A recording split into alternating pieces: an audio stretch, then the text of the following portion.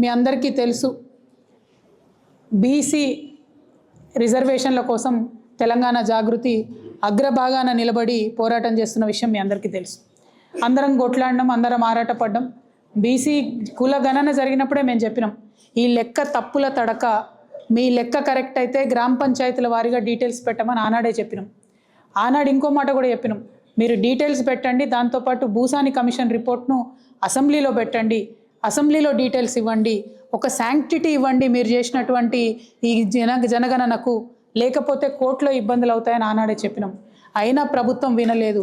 ఆనాడు ఇంకో మాట కూడా చెప్పినాం, ఒక్కటి కాదు మీరు 3 బిల్లులు పెట్టాలి, లేకపోతే ఎవరు కోర్టుకు పోయినా అన్నిటికీ ఇబ్బంది వస్తుందంటే అది కొంత విని మీరు 2 బిల్లులు పెట్టినారు.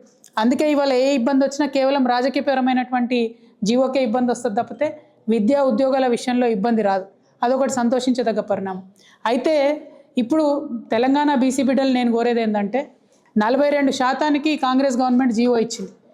ఇచ్చిన తెల్లారే ఇస్తుందనే వార్త రాగానే మళ్ళీ కాంగ్రెస్ పార్టీ నాయకులే కేసు వేయించారు. అది నేను కాదు, ఇంటర్నెట్ అంతా కోడై కూస్తున్నది. అనేక రకమైన సాక్ష్యాధారాలతో అనేక మంది కేసు వేసిన వ్యక్తులు రేవంత్ రెడ్డి గారి దగ్గర మనుషులని కూడా చెప్తున్నటువంటి సందర్భం కనబడుతున్నది. ఎట్ ద సేమ్ టైం వీళ్ళేమో వీళ్ళు ఇచ్చిన జీవోనే వీళ్ళు కేసులు వేస్తారు.